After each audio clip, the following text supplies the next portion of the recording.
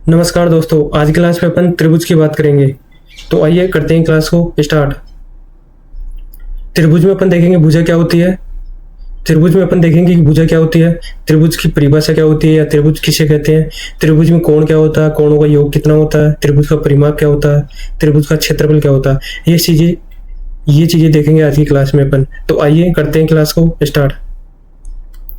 जैसे त्रिभुज में भुजा की बात करें, तो ये एक त्रिभुज है ए बी सी, ये एक त्रिभुज है। तो त्रिभुज में भुजा की बात करें, एक भुजा तो ये हो गई ए से बी, एक भुजा तो ये हो गई ए से बी, एक भुजा हो गई बी से सी, एक भुजा हो गई सी से ए हो गई।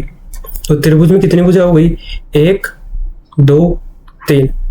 तो अपन कह सकते हैं त्रिभुज में भुजा 3 होती है। त्रिभुज में भुजा 3 होती है। कौन कौन सी, एक भुजा तो ए से बी हो गई, एक भुजा हो गई बी से सी और एक भुजा हो गई सी से ए हो गई। त्रिभुज में 3 भुजा हो गई। परिभाषा की बात करें, त्रिभुज किसे कहते हैं, तो 3 भुजाओं से मिली बंधाकृति, 3 भुजाओं से मिली बंधाकृति त्रिभुज कहलाती है। 3 भुजा हो गई 1 2 3, तीनों भुजाओं से मिली बंधाकृति त्रिभुज कहलाती है। तो परिभाषा बता सकते हैं अपन, 3 भुजाओं से मिली बंधाकृति त्रिभुज कहलाती है। चलते हैं अगले प्रश्न पे। कोण की बात करें, त्रिभुज में कोण क्या होता है, त्रिभुज में कोण क्या होता है इसकी बात करें तो त्रिभुज में 3 कोण होता है। एक कोण तो ये वाला हो गया, एक ये हो गया, एक ये हो गया। तो त्रिभुज में कोण की बात करें तो कितने कोण होते हैं त्रिभुज में, 3 कोण होते हैं। कोण ए, कोण बी और कोण सी, 3 कोण हो गया ये त्रिभुज में। तो अपने को पूछे कि त्रिभुज में कोण कितने होते हैं, तो 3 बताना अपने को। त्रिभुज में 3 कोण होता है, कोण ए, कोण बी, कोण सी। कोणों का योग की बात करें, त्रिभुज में कोणों का योग 180 डिग्री होता है।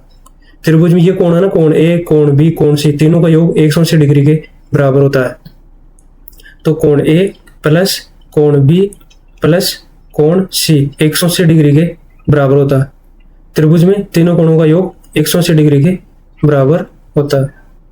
परिमाप की बात करें, त्रिभुज में परिमाप क्या होता है, तो जैसे त्रिभुज है, इसमें ये भुजा है 3, ये कोण हो गए त्रिभुज में।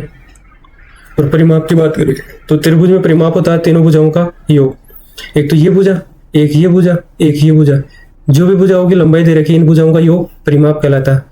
तो परिमाप बता सकते हैं अपन, ए बी भुजा प्लस बी सी भुजा प्लस सी ए, तीनों भुजाओं का योग परिमाप कहलाता है। तीनों भुजाओं का योग परिमाप कहलाता है। चलते हैं क्षेत्रफल पे, त्रिभुज का क्षेत्रफल। तो त्रिभुज का क्षेत्रफल निकालते हैं अपन 1/2 गुणा आधार गुणा ऊंचाई। ये त्रिभुज का क्षेत्रफल का फॉर्मूला हो गया। तो 1/2 आधार मान लेते हैं, इसमें 12 मान लेते हैं अपन। ऊंचाई की बात करें तो ये ऊंचाई हो गई त्रिभुज में, इसको मान लेते हैं 4। तो आधार तो हो गया 12, ऊंचाई हो गई 4, 2 से ये कैंसिल हो गया, 2 बार में 12 दूनी 24। ऐसे त्रिभुज का अपन क्षेत्रफल निकालते हैं। तो यहाँ से अपने को भी यही याद रखना है, त्रिभुज का क्षेत्रफल का फॉर्मूला याद रखना है। यहाँ से 1/2 गुणा आधार गुणा ऊंचाई, ये त्रिभुज का फॉर्मूला होता है।